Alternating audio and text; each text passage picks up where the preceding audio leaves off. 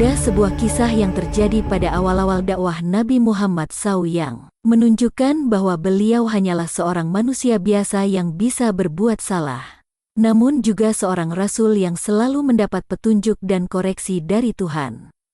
Kisah ini berkisah tentang seorang sahabat buta bernama Abdullah bin Ummi Maktum yang membuat Nabi Muhammad tampak masam dan berpaling darinya.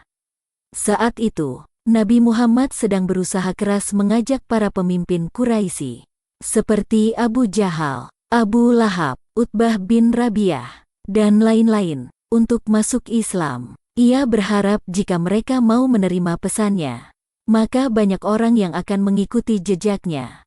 Beliau berbicara kepada mereka dengan lembut dan bijaksana, sambil melantunkan ayat-ayat Al-Quran yang indah dan menyentuh hati.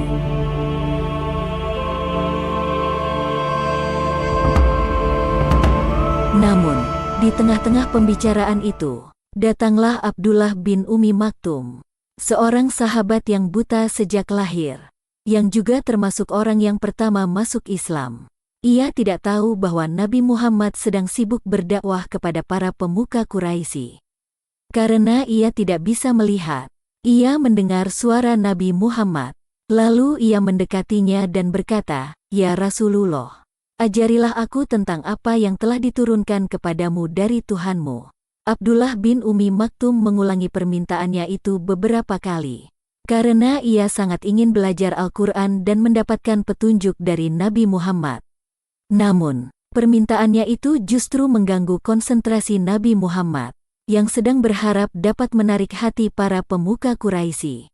Beliau merasa bahwa Abdullah bin Ummi Maktum bisa diajari di lain waktu, karena ia sudah masuk Islam dan tidak membutuhkan dakwah lagi. Beliau ingin fokus pada orang-orang yang belum beriman, yang lebih membutuhkan bimbingan dan penyadaran. Karena itu, Nabi Muhammad bermuka masam dan berpaling dari Abdullah bin Ummi Maktum. Sambil melanjutkan pembicaraannya dengan para pemuka Quraisy, beliau berharap bahwa mereka akan mendengarkan dan memperhatikan apa yang beliau sampaikan. Namun, ternyata mereka tidak peduli dan tetap sombong dan keras hati. Mereka menolak untuk masuk Islam dan bahkan mencela dan menghina Nabi Muhammad dan Al-Quran.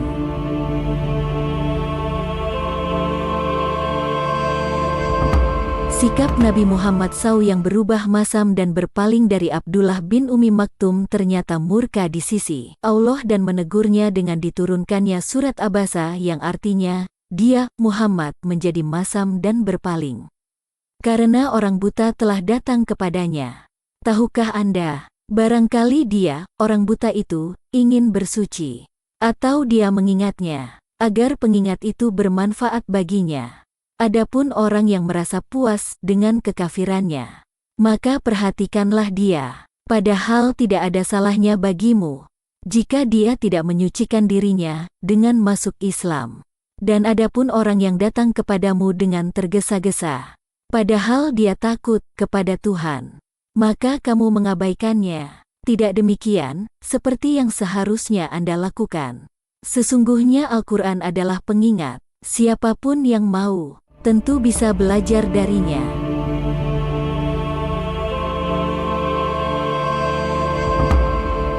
Dari surah ini, kita bisa belajar bahwa Allah lebih mengutamakan orang yang benar-benar ingin mendekatkan diri kepadanya, daripada orang yang sombong dan tidak mau mendengar kebenaran. Allah juga mengingatkan Nabi Muhammad bahwa Al-Quran itu adalah peringatan bagi siapa saja yang mau mengambil pelajaran darinya, baik orang buta maupun orang yang bisa melihat.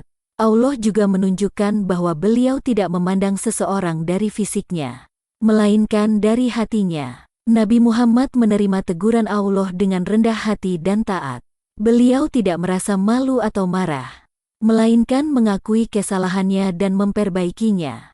Beliau menyampaikan surah Abasa kepada umatnya, sebagai bukti bahwa beliau adalah manusia biasa yang bisa berbuat salah, namun juga Rasul yang selalu mendapat bimbingan dan perbaikan dari Allah. Beliau juga meminta maaf kepada Abdullah bin Ummi Maktum, dan memberinya keistimewaan sebagai muazin pertama dalam sejarah Islam. Beliau mengangkatnya sebagai orang yang bertugas mengumandangkan azan untuk mengajak umat beribadah. Beliau juga memberinya kepercayaan sebagai wakilnya ketika beliau berangkat ke Madinah. Beliau menghormati dan mencintai Abdullah bin Umi Maktum sebagai sahabat yang setia dan beriman. Dengan demikian, Nabi Muhammad menerima teguran Allah dengan rendah hati dan taat. Beliau tidak merasa malu atau marah, melainkan mengakui kesalahannya dan memperbaikinya. Beliau juga menunjukkan keteladanan dan keadilan dalam berdakwah dan memimpin umatnya. Beliau adalah uswatun hasanah, suri tauladan yang baik bagi kita semua. Semoga kita bisa mengikuti jejak dan sunnah beliau. Amin.